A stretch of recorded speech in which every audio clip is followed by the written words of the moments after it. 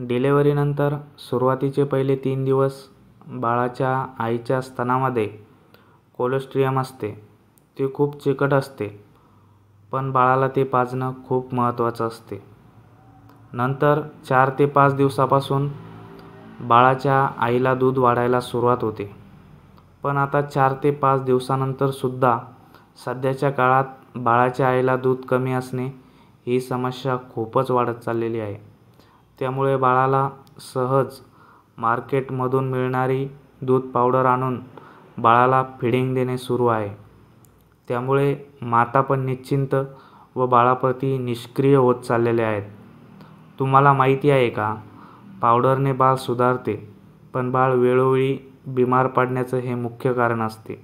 कारण बाळाच्या आईमध्ये जी क्षमता रोगांशी लढण्याची असते ती बाळाला आईच्या दुधातून मिळत असते, ज्याला आपण अँटीबॉडीज म्हणतो. पण हे पावडरच्या दुधात या अँटीबॉडी नसतातच. हे दूध फक्त टॉनिकसारखं आहे. तुम्हाला आता समजलंच असेल आईचं दूध किती महत्त्वाचं आहे. चला तर वळूया आपल्या मेन टॉपिककडे.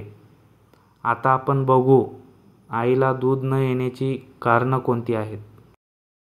खूप साधी सरळ कारणे आहेत. पहिले असं काही नव्हतंच. एका स्त्रीला 5 ते 6 बाळ होत होते. तेव्हा दूध पावडर कोणी वापरत पण नव्हतं. मग कोणती कारणे आहेत ती, ज्यामुळे आताच्या महिलेला या समस्याला तोंड द्यावं लागत आहे. तर सर्वात पहिलं सोशल मीडिया, ज्यामुळे मातेचा मेंदू हा डायव्हर्ट होत आहे. आणि हा सर्व विषय केमिकल मेसेंजरचा विषय आहे. म्हणजेच चेतक पेशीमधून डेली आपण जे बघतो किंवा करतो त्याचे सिग्नल हे ब्रेनला मिळत असतात. सोशल मीडियामुळे बाळाचा व आईचा बॉन्डिंग कमी होत आहे. जर ईश्वर बाळाला जन्माला घालू शकतो तर मातेला दूध पण देऊ शकतो. फक्त मातेने बाळाला उराशी धरावं, सर्वांगीण त्यामध्ये मग्न व्हावं आणि मगच बाळाचं पोट 100% भरणार म्हणजे भरणार.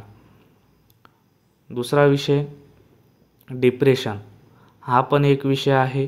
कुठल्याही गोष्टीचं बाळाच्या आईने टेन्शन घेत असेल तर त्याचा परिणाम हा शरीरातील हार्मोन्सवर पडत असतो.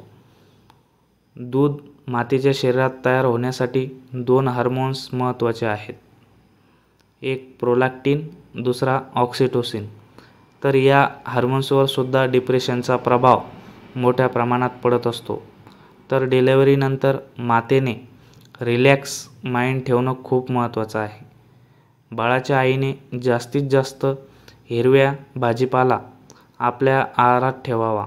यामधून मातेला खूप जास्त प्रमाणात खनिज, प्रथिने, कॅल्शियम, मिनरल हे भेटत असते, ज्यामुळे बाळाच्या आईचे आरोग्य सुदृढ राहते व दूध वाढण्याससुद्धा मदत होते. तर धन्यवाद. आशा करतो हा व्हिडिओ तुम्हाला नक्कीच आवडला असेल. तर अशाच बाळाच्या व आईच्या आरोग्यविषयक माहिती मिळवण्यासाठी व नियमित अपडेट राहण्यासाठी व्हिडिओला लाईक आणि चॅनलला सबस्क्राईब करायला विसरू नका. धन्यवाद.